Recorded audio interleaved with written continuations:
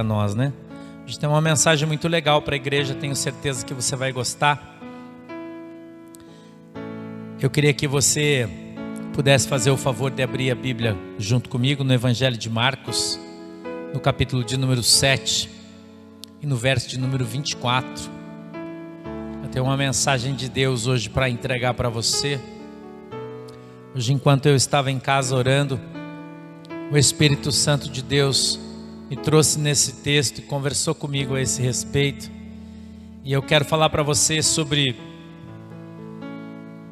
aqueles que não são. Eu quero falar para você sobre as pessoas que nunca tiveram oportunidade, que nunca se imaginaram inseridos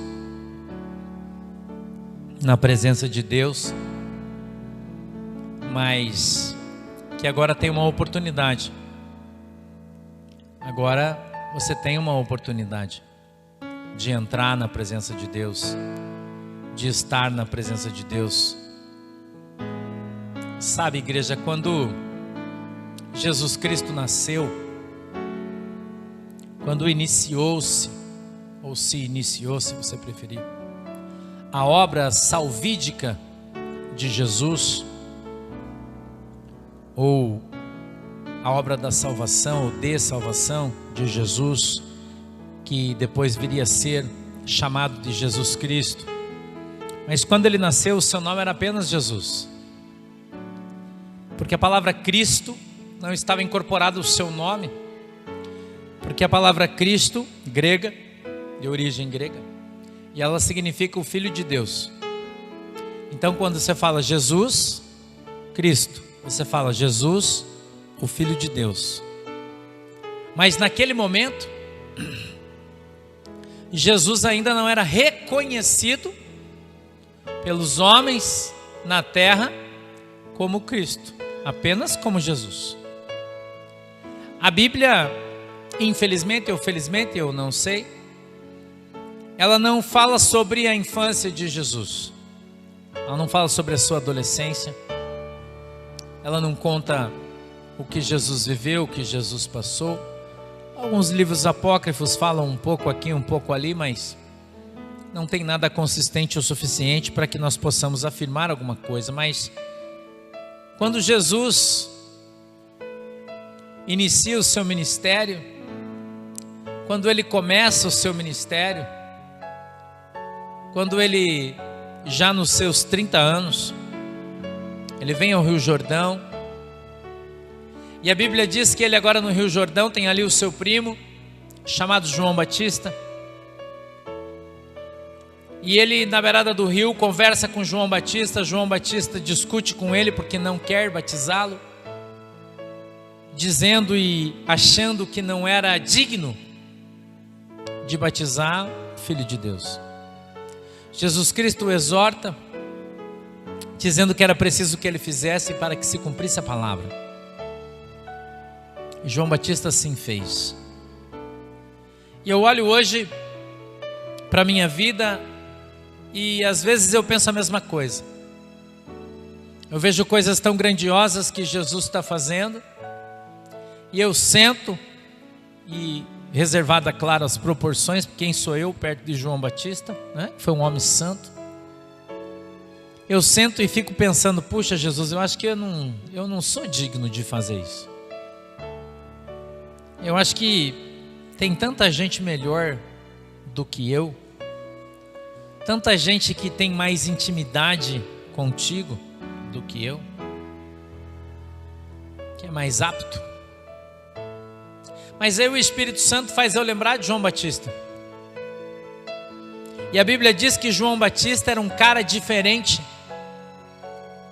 João Batista era um cara que não tinha predicado nenhum, irmão.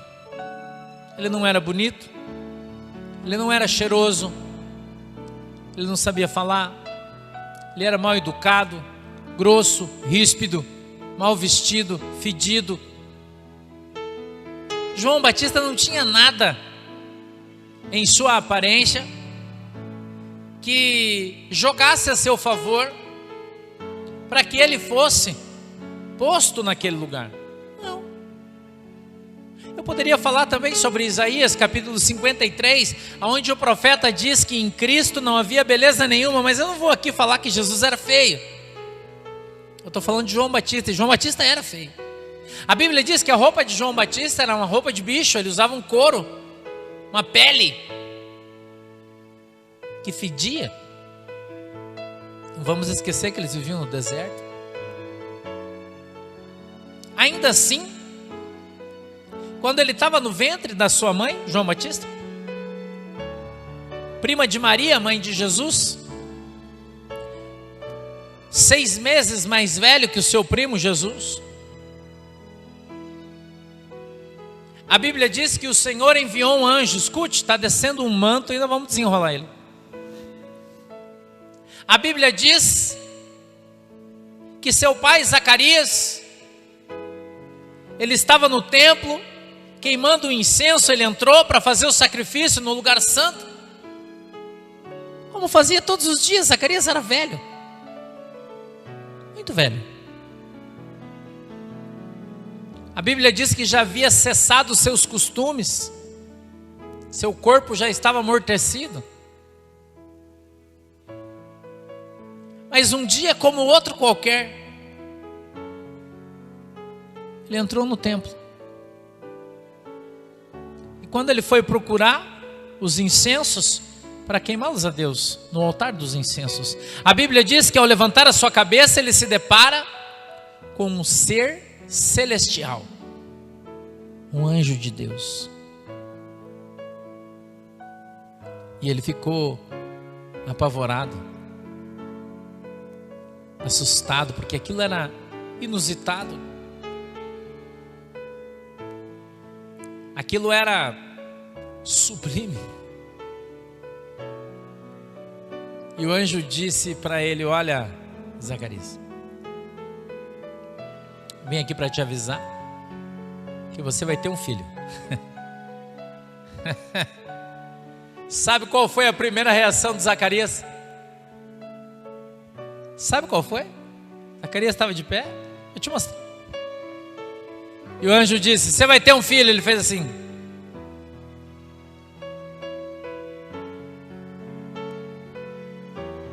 Eu?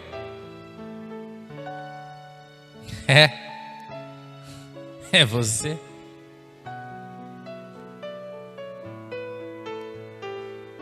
E o nome dele vai ser João. E o anjo continuou dizendo: e ele será cheio do Espírito Santo desde o ventre da sua mãe. Deus, ele fez algo inusitado na vida de Zacarias, que gerou João Batista.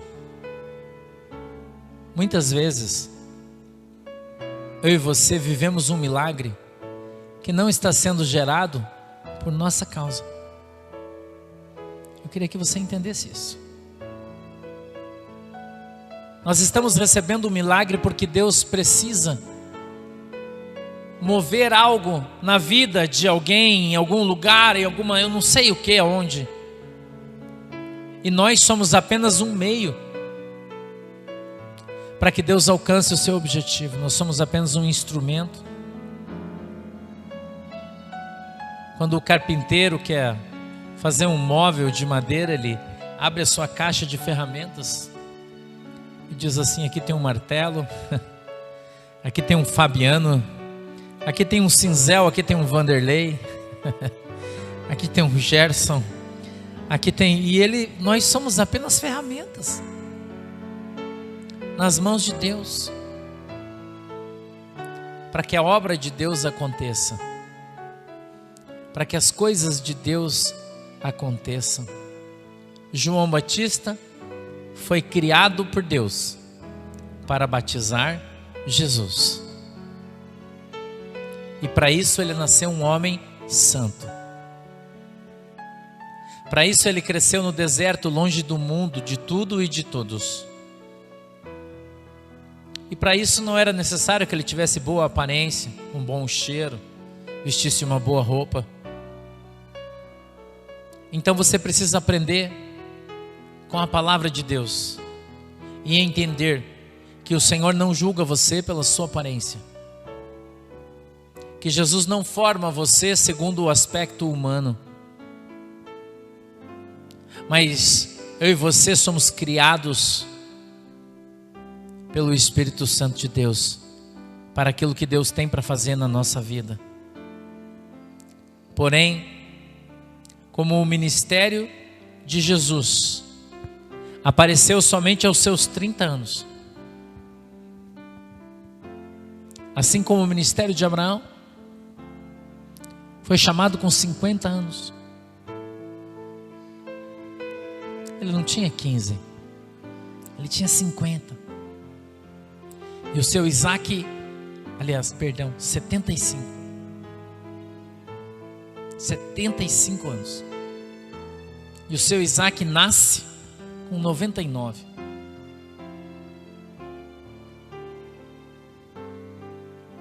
Nós sofremos muitas vezes a angústia do tempo. O tempo, na minha opinião, é a coisa mais difícil que o crente tem para lidar. O tempo. Que coisa difícil que é quando o profeta fala para você, precisa esperar o tempo de Deus. E você fica pensando, puxa, será que ele nunca vai chegar? Puxa, será que essa promessa nunca vai acontecer? Quando será o meu dia? Tomara que esse Natal chegue logo, porque quem sabe a minha promessa chegue no ano que vem. Tomara que essa Páscoa chegue logo, passe logo, porque quem sabe a minha bênção chegue em maio ou em junho. Eu e você vivemos de vitória em vitória, de glória em glória, mas precisamos entender e aprender que não vivemos por vista, pelo toque, pelo tato, mas nós vivemos segundo a fé que temos em nosso coração, que nos foi dada por quem um dia pregou a palavra de Deus para nós. O apóstolo Paulo dizia, eu vos gerei pela pregação do Evangelho. A Bíblia diz que a fé vem pelo ouvir e ouvir a palavra de Deus, e quando você recebe aquela mensagem, aquela palavra extraordinária, chamada de Evangelho, ou Boas Novas, se você preferir, ela entra no nosso coração, fazendo morada, fazendo com que sejamos transformados, os nossos sonhos são mudados, as nossas perspectivas são transformadas, e nós, chegando num determinado tempo da nossa vida, levantamos a nossa cabeça para o céu, às vezes chorando, às vezes sorrindo, às vezes tendo as coisas, às vezes não tendo, não importa. Em determinada fase da tua vida com Deus, você levanta a cabeça para o céu, olha para o Senhor e diz, Senhor, será que agora não sou mais eu que vivo aqui, mas de fato é o Senhor que vive em mim, porque eu não sinto mais nada, eu só quero ir morar no céu, eu não tenho vontade de fazer mais nada, eu me sinto como um marciano, eu me sinto como um estranho no ninho, e mesmo tendo dezenas, centenas de pessoas ao meu redor, eu continuo me sentindo sozinho, porque parece que aqui não é o meu lugar, parece que eu não vivo mais nesse lugar. Eu me enquadro naquele texto quando o Senhor diz que nós somos como viajantes e peregrinos numa terra estranha, esperando por aquela que há de vir. É sempre assim, a gente está esperando a próxima, porque nós anseiamos pela volta de Jesus, nós sofremos pela volta de Jesus, choramos pela volta de Jesus. Porque quando você está esperando Jesus, você está abrindo mão do mundo, você está abrindo mão de sentimentos, de vontades, de desejos, de sonhos, de projetos. Porque não é mais você que vive, é Cristo que vive em você. E o Espírito Santo começa a desligar algumas tomadas, ele desliga a tomada dos sentimentos, ele desliga a tomada do convencimento, ele desliga a tomada do o sonho. Ele desliga a tomada do eu quero, ele desliga a tomada do eu sou, ele desliga algumas tomadas e a gente vai sendo mudado, transformado. Talvez como a palavra de Deus diz lá no livro do profeta Jeremias, no capítulo 18, quando ele desce à casa do oleiro e ele percebe que então aquelas mãos habilidosas apertam e trabalham aquele barro, transformando aquilo sem forma, sem cor, em algo lindo e extraordinário. Assim são as mãos de Deus moldando a minha e a sua vida, o nosso caráter, o nosso querer, o nosso coração, os nossos desejos, a nossa vontade, e isso dói. Isso dói. Isso faz a gente chorar, isso faz a gente se sentir sozinho, isso às vezes faz a gente se sentir perdido, sem rumo, sem perspectiva. A gente vive o dia numa boa. É mais ou menos como você ligar o automático. E você anda no automático, você caminha no automático, você vive no automático. Você faz porque você tem que fazer. Mas parece que não tem prazer nas coisas que faz, é uma coisa estranha. As coisas começam a não satisfazer mais o teu coração.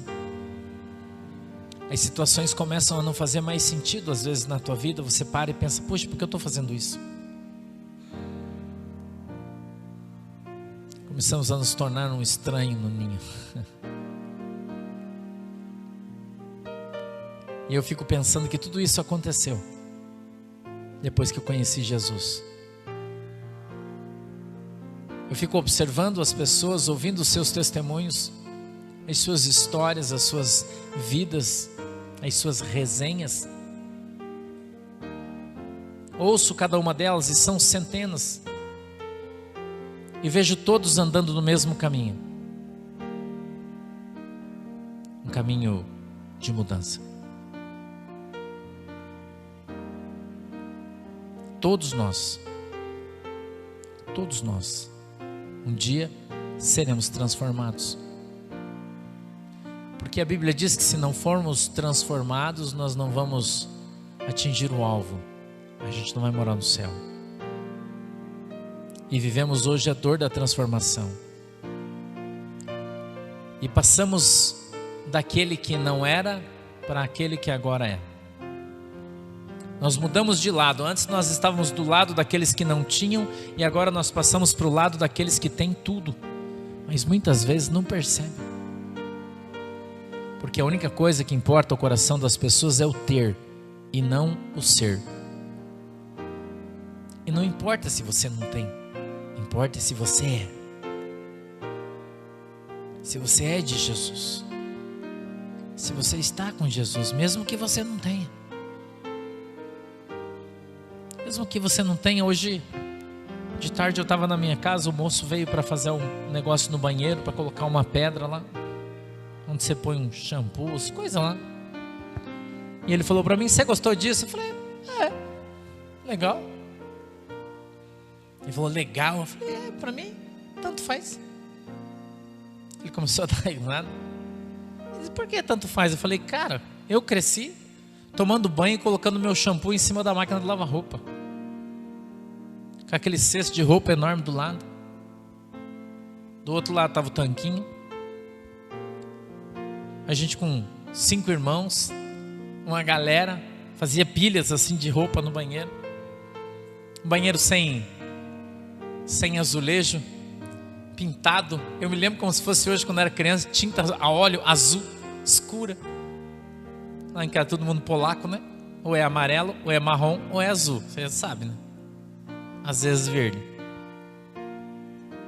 Eu disse, agora eu olho esse negócio aí, tá tão bonito que para mim, isso aí tá bom.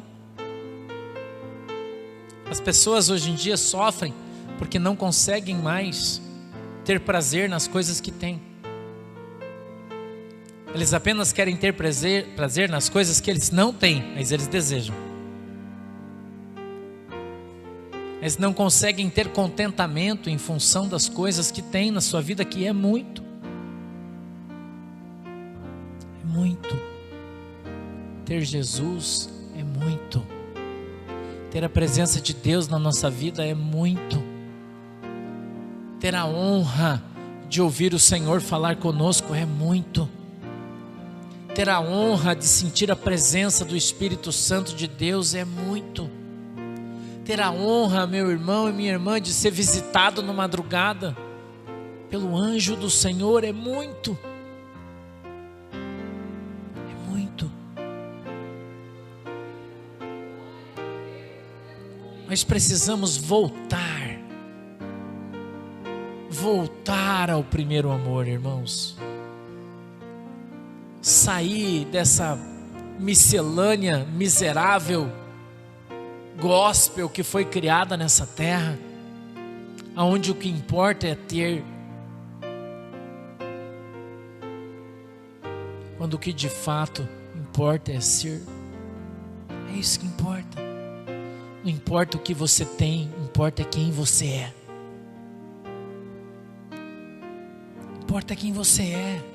E a gente pode falar isso materialmente ou até mesmo espiritualmente, porque a Bíblia diz em Lucas, no capítulo de número 9, quando Jesus Cristo envia os seus discípulos para pregar o Evangelho de 2 em 2 nas circunvizinhanças, a Bíblia diz que o Senhor Jesus ministra sobre eles o dom do poder, o dom da autoridade, e eles saem, expulsam demônios, curam os enfermos, os paralíticos andam, os cegos enxergam, e passa 2, 3 dias, eles voltam, está todo mundo feliz, dizendo: ei, você viu aquele paralítico que eu orei e comecei a andar? E o outro disse: ah, porque você não viu aquele cego que eu orei e ele começou a enxergar? E eles então começaram a se alegrar, e um começou a contar uma coisa maior que a do outro.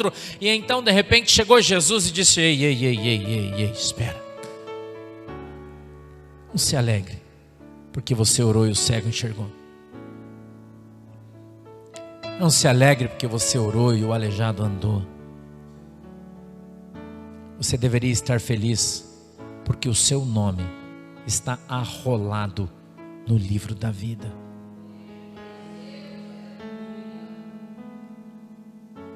Quantos, irmão, que não tem mais essa alegria no seu coração? A alegria da salvação. São crentes frustrados, pessoas tristes, que não conseguem mais se alegrar com as coisas grandiosas do céu e apenas granjear as pequenas da terra. Jesus Cristo é muito mais, irmão. Jesus Cristo é muito mais do que as coisas desse mundo. Jesus Cristo é muito mais do que as coisas que esse mundo pode oferecer para você, para mim, para nós. Ele é muito mais que isso. E o fato de podermos estar com Ele faz toda a diferença na nossa vida. Eu quero ler o texto para você, Marcos, capítulo 7, verso 24. A epígrafe do texto é a mulher cananeia, ou Ciro-fenícia, se você preferir. Talvez na tua tradução esteja Ciro-fenícia, a minha é cananeia. Ele diz assim: e levantando-se dali, foi para os territórios de Tiro e de Sidom, e entrando numa casa, queria que ninguém o soubesse, mas não pôde esconder-se, porque uma mulher cuja filha tinha um espírito imundo, ouviu falar dele, foi e lançou-se aos seus pés. E a mulher era grega, Ciro-fenícia, de nação, e rogava-lhe que expulsasse de sua filha o demônio. Mas Jesus disse-lhe: deixa primeiro saciar os filhos, porque não convém tomar o pão dos filhos e lançá-lo aos cachorrinhos. Ela, porém, respondeu e disse-lhe: sim, Senhor, mas também os cachorrinhos comem debaixo da mesa das migalhas que os filhos derrubam. Então ele disse: por essa palavra, vai, o demônio já saiu de tua filha. E indo ela para casa, achou a filha deitada sobre a cama, pois o demônio já tinha saído. Feche os teus olhos, por favor. Maravilhoso Deus, em nome de Jesus Cristo de Nazaré eu peço que o Senhor possa nos abençoar, Senhor, com o discernimento, o entendimento da tua palavra, que o Senhor possa abrir o céu dos céus, abrir a nossa visão, nosso entendimento diante de Deus, em nome de Jesus. Essa mulher não era nada, ninguém,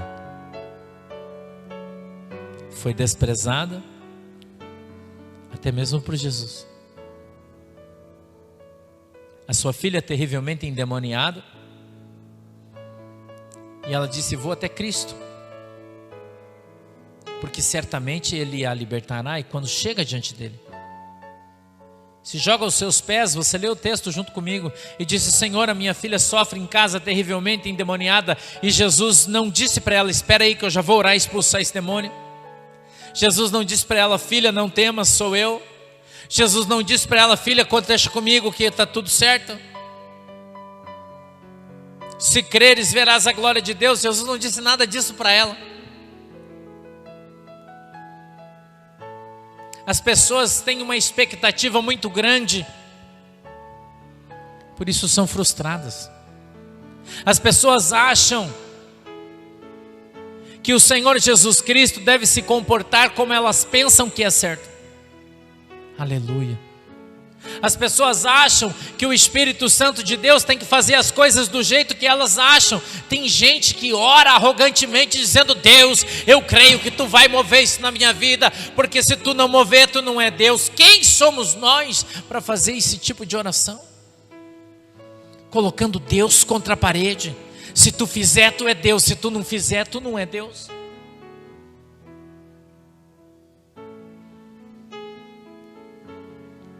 Crentes imaturos, alguns já há muitos anos caminhando, mas ainda não aprendeu que as coisas são do jeito de Deus, que as coisas são no tempo de Deus, que as coisas acontecem da maneira que o Senhor Ele planejou.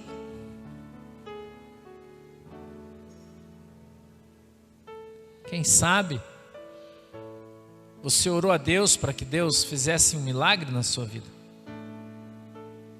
e quando você imaginou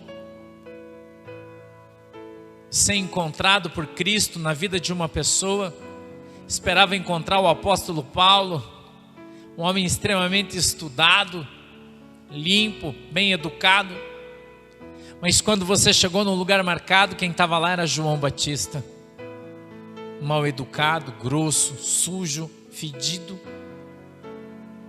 totalmente o contrário do que você pensou, imaginou ou sequer pediu. E quando você olhou João Batista e não era o apóstolo Paulo, você ficou decepcionado e chorou e disse: não, esse não é o Deus da minha vida, porque o que eu pedi para Deus foi outra coisa.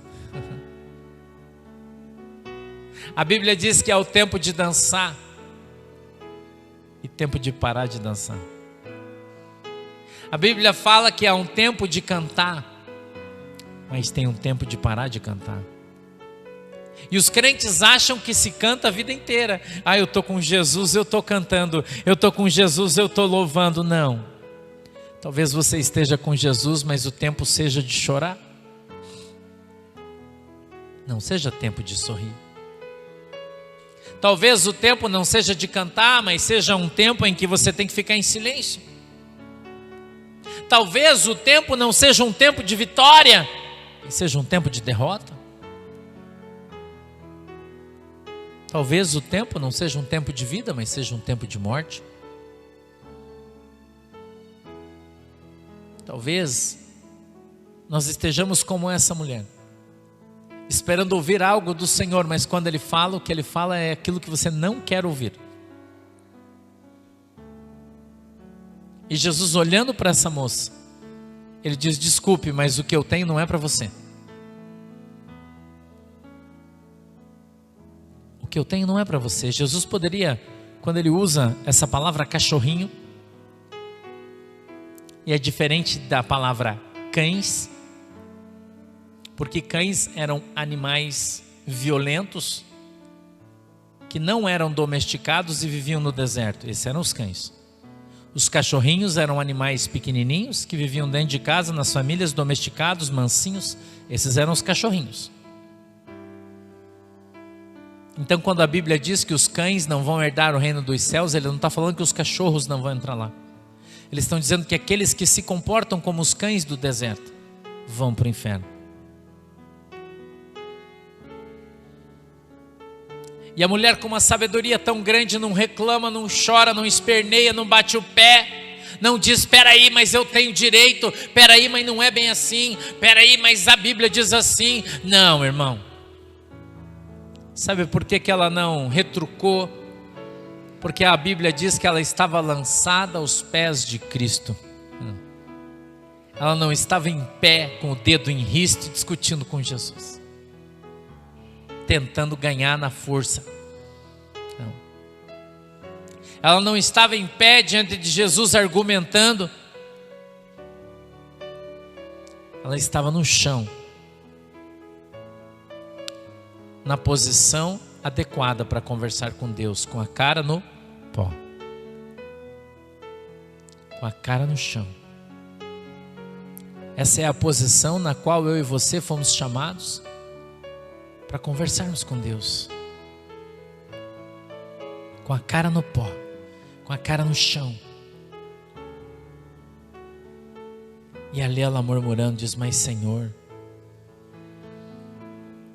os cachorrinhos, eles se alimentam das migalhas dos donos que comem na mesa. Ela não só absorveu a palavra de Jesus Cristo naquele momento, como ela a utilizou imediatamente, se comparando exatamente a quem o Senhor lhe havia comparado, com um cachorrinho. Ela disse, o Senhor tem razão, eu não sou filho. O filho é o povo de Israel, é o judeu. Ela não era judia.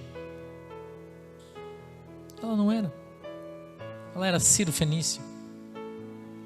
Jesus veio para os judeus. E a palavra de Deus era para os judeus. O poder de Deus para os judeus. Jesus era judeu. Jesus veio para cumprir a lei e a cumpriu. E ela então, numa ação gentílica, ou como gentil que ela era, como eu e você somos, se submete à autoridade de Jesus e diz, mas Senhor,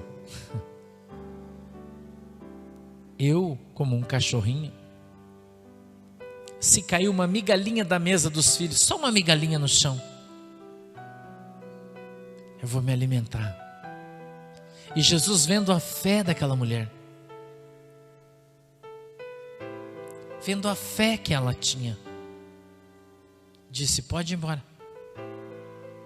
levanta daí, pode ir embora, porque o demônio já saiu, tua filha já está liberta. Nós deixamos de ser alcançados pela bênção, pelo milagre, porque nós não temos fé, porque nós não conseguimos crer naquilo que a gente não vê. A Bíblia diz que nós não vivemos por vista e nem pelo tato. E quando nós conseguimos entender a grandeza ou a grandiosidade de Deus, nós começamos então a ver a ação de Deus sobre as nossas vidas, sobre a minha vida, sobre a sua vida. É assim que nós vemos, é assim que nós sabemos, é assim que nós alcançamos as coisas de Deus. E nós, eu e você, juntos, andando na presença do Senhor Jesus Cristo, quando crermos e nos submetermos à vontade excelente de Cristo, certamente seremos alcançados e atingidos pelo poder de Deus, o poder que transforma, o poder que muda, o poder que cura, o poder que faz as coisas serem diferentes, o poder que faz com que nós abramos os nossos olhos e consigamos enxergar aquilo que muitas vezes as pessoas não veem, não ouvem e não sentem. Aprende isso. Aprenda com essa mulher o quanto é necessário sermos humildes, o quanto é preciso nós nos colocarmos no nosso lugar diante de Deus, o quanto é importante você aprender a orar, o quanto é importante você obedecer, ao invés de sacrificar.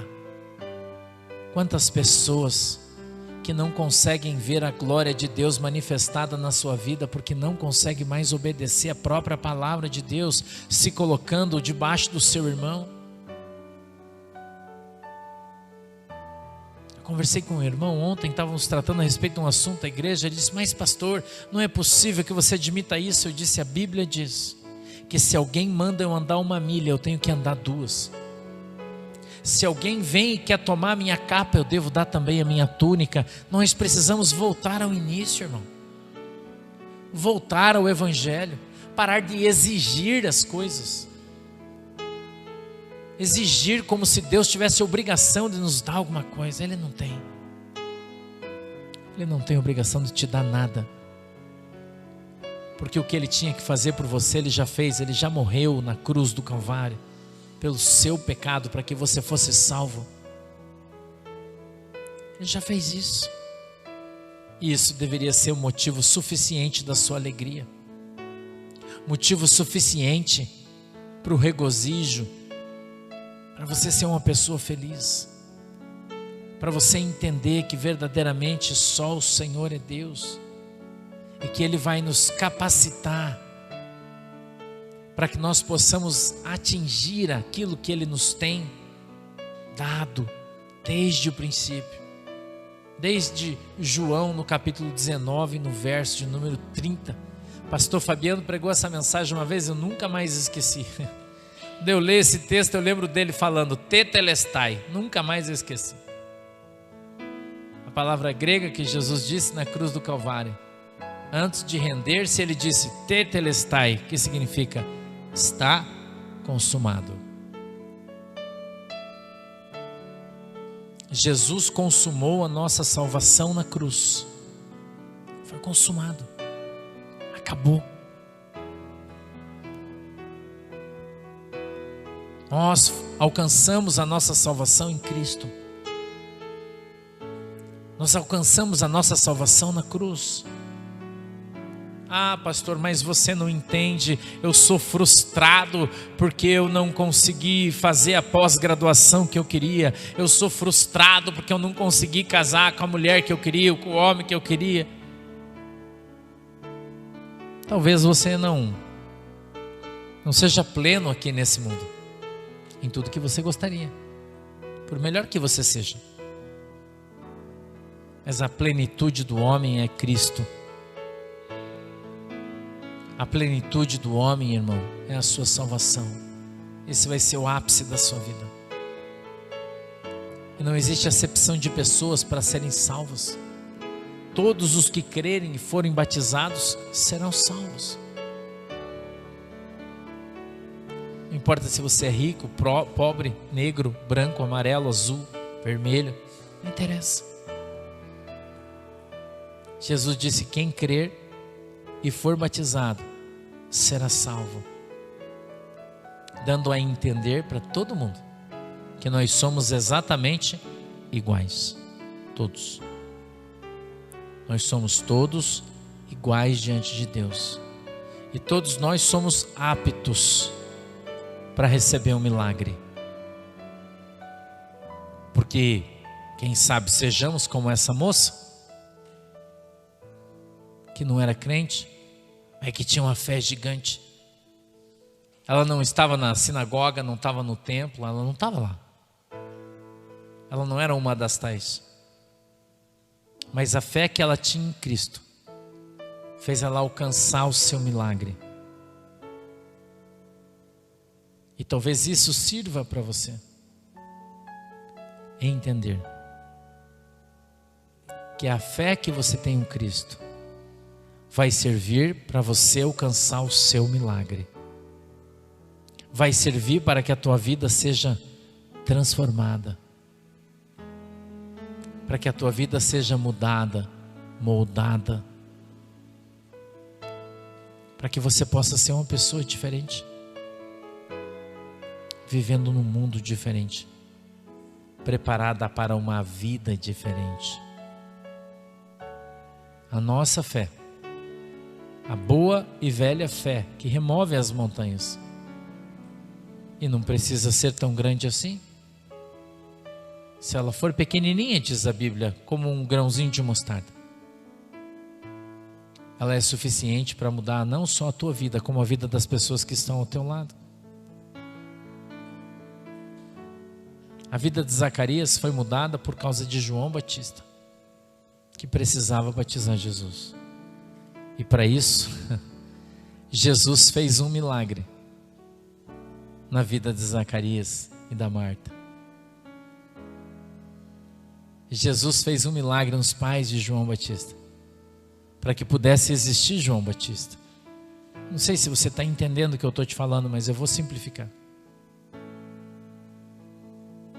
Para que você possa fazer algo na vida de alguém, Deus vai abençoar você. Para que você possa fazer uma fatia de pão para alguém que está com fome, Deus vai te dar um pacote de 5 quilos de farinha de trigo. Você crê nisso? Você crê nisso? Deus vai abundar, superabundar na tua vida, só para que você dê aquela fatia de pão para alguém que Jesus quer que você dê. Deus vai levantar você na terra com autoridade para que você possa orar para alguém que Jesus quer que seja liberto. Deus vai te dar muito para que você dê só um pouco. Deus vai fazer muito na sua vida para que você faça um pouco. Mas esse pouco você vai ter que fazer. Amém? Você está disposto a fazer um pouco hoje? Quem está? Fique de pé que eu quero orar por você agora, por favor. Você que está em casa, abra suas mãos assim, ó. Você vai receber algo de Deus. Se você crer, Deus vai fazer algo na tua vida hoje extraordinário.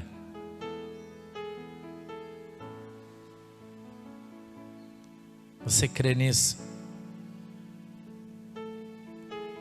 Isso aqui é só para quem crê. Porque se você crer, você vai ver a glória de Deus se manifestar na sua vida. Se você crer, você vai ver o poder de Deus se manifestar na tua vida. Se você crer, você vai ver as janelas do céu abertas.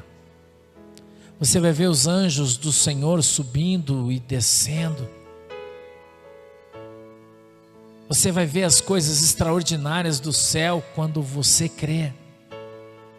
Mas você precisa crer, mesmo que você não veja. Você precisa crer, porque senão as coisas não vão acontecer na sua vida. Precisa crer. Eu sei que você crê naquilo que foi pregado aqui essa noite. Eu sei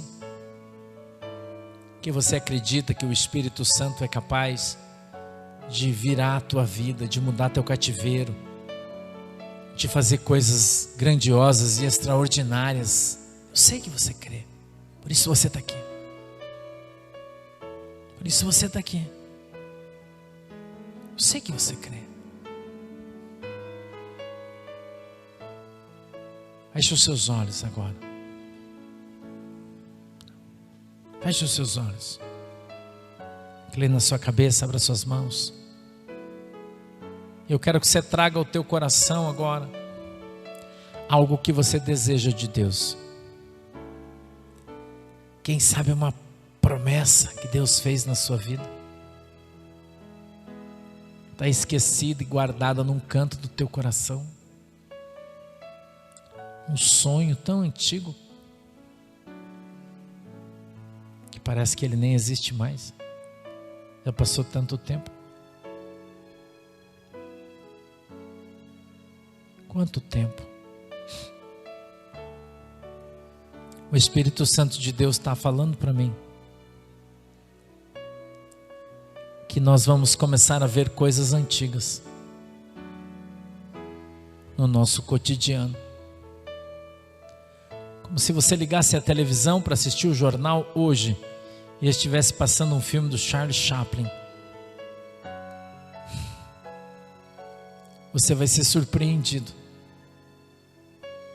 porque Deus vai trazer diante de você coisas muito antigas que você achou que tinham morrido, que não existiam mais. Você nem ora mais por isso, nem fala mais, não pensa mais. Mas elas vão começar a surgir diante dos teus olhos. Promessas, palavras proféticas, como grandes milagres, vão surgir diante dos teus olhos e você vai se surpreender. E quando você vê isso, você vai lembrar dessa palavra. Levantar a sua mão aos céus e dizer: só o Senhor é Deus. Só o Senhor é Deus. Porque vai ser grande o milagre. Porque vai ser grande o milagre na tua vida. Muito grande. Querido Deus, em nome de Jesus, meu Pai, eu quero lhe pedir pela vida dos teus filhos, que estão aqui agora crendo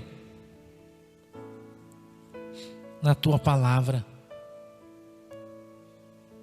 crendo que o Senhor é capaz de mover as suas vidas, de mudar a sua história,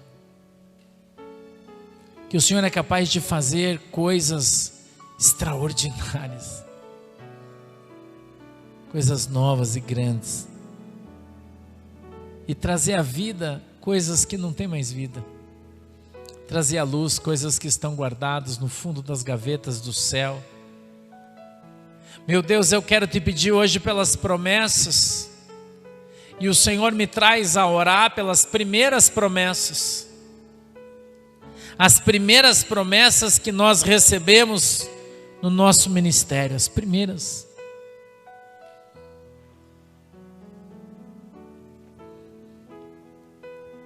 As primeiras promessas. Quando você era ainda recém-convertido, novinho, e você indo na igreja foi alcançado por um profeta, ele diz: ei, eu tenho algo de Deus para você. Deus vai fazer algo na sua vida, e ele lançou uma palavra profética sobre a sua vida. Quem sabe você estava sozinho em algum lugar orando, chorando, e o Espírito Santo de Deus veio ao seu coração e disse: filho, não chore, porque um dia eu vou mudar a tua vida, um dia eu vou mudar a tua história. Eu estou aqui hoje para profetizar que esse dia chegou na sua vida, o dia em que Deus vai mudar a tua história, o dia em que Deus vai mudar a rota da sua vida, o dia em que a promessa chegou. O Espírito Santo diz para mim que o último dia em que Elias esteve na beirada do rio, ele percebeu que no horário marcado os corvos não vieram, e então ele, levantando seus olhos para o céu, disse: Deus, cadê o corvo? E o Senhor disse para ele: o tempo do corvo acabou. Agora sai daqui e vai para Serepta, porque tenho eu uma viúva preparada, que a partir de hoje vai cuidar de você.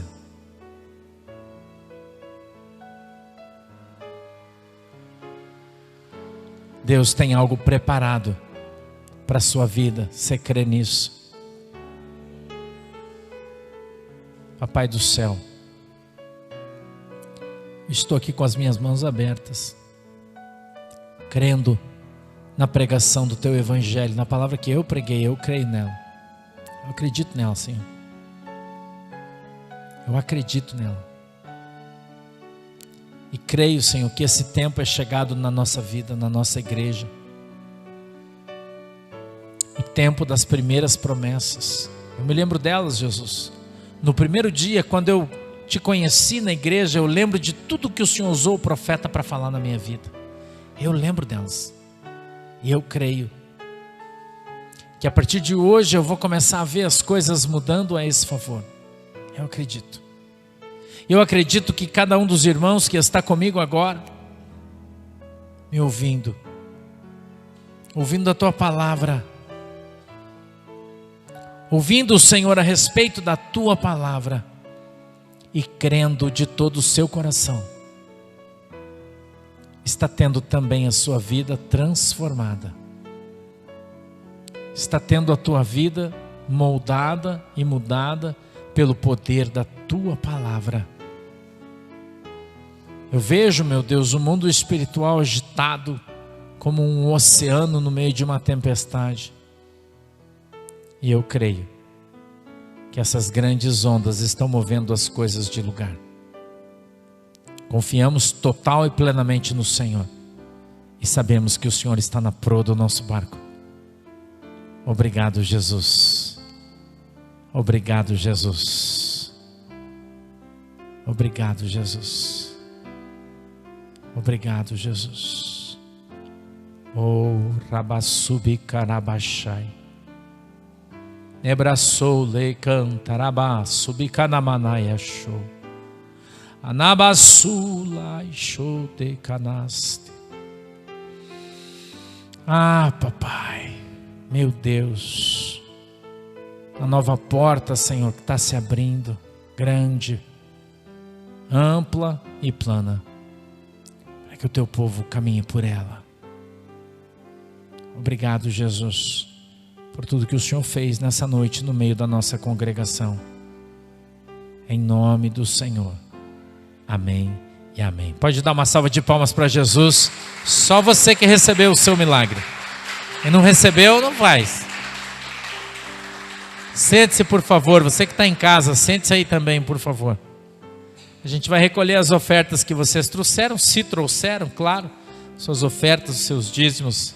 A gente vai estar disponibilizando aí na tela da sua televisão, do seu celular, o Pix da nossa igreja. Caso você queira enviar uma oferta, devolver o seu dízimo, você pode fazer por ele, tá bom? Caso queira, tá? Não é obrigado, se você quiser. É voluntário, tá bom? Assim você pode participar de maneira completa do culto. Então a gente gosta, né, de devolver, de dar a sua oferta. Então você vai poder fazer isso no nosso culto também, né? Sempre que você puder, tá bom?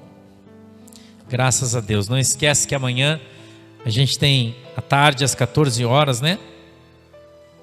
Nosso encontro com os desdobramentos vai ser muito legal. Tenho certeza que você vai ser abençoado. Vamos lá, Raiza.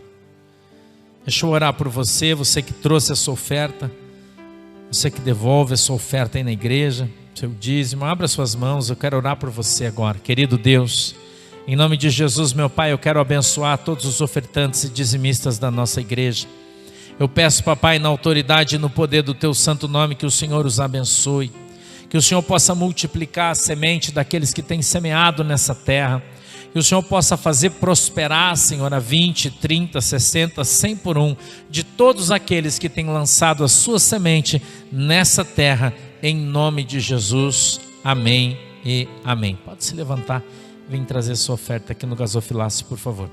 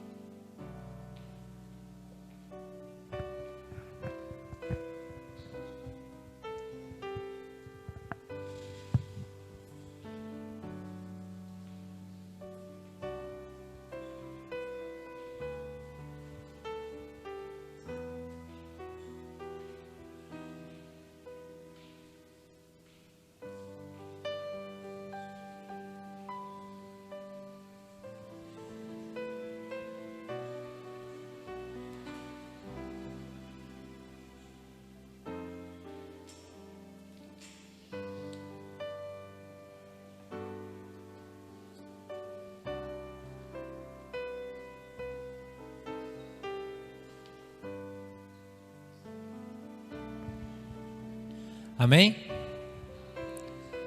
Vamos orar, agradecer a Deus. Você que está em casa aí, está com o seu copinho de água, o pastor vai orar também pelo copinho de água. Para você que está em casa, tá bom? Segura o copinho de água agora. Nós vamos orar, agradecer a Deus pela mensagem, pelo culto. Vamos lá, querido Deus, em nome de Jesus, eu quero te agradecer, meu Deus, pela vida de cada um dos irmãos. Eu peço que o Senhor os abençoe, em nome do Pai, do Filho e do Espírito Santo. Eu peço, papai, na autoridade e poder do teu santo nome, que o Senhor possa abençoar esta água que os irmãos estão colocando diante do Senhor, em nome de Jesus, para que quando eles beberem dela, eles sejam alcançados pelo seu milagre. Quando se utilizarem, Senhor, dessa água para lavar, que eles fiquem limpos diante de Deus, em nome de Jesus Cristo. Eu peço que a tua mão poderosa esteja sobre as nossas vidas e o Senhor nos abençoe. Amém e amém. Abra sua mão assim, que o grande amor de Deus, a graça do nosso Senhor e Salvador Jesus Cristo e as mais doces consolações do Espírito Santo de Deus esteja com cada um de nós agora e sempre. E todos dizem amém. Vamos em paz em nome de Jesus. Deus abençoe todos vocês. Tchau, galera. Deus abençoe todo mundo. Tchau.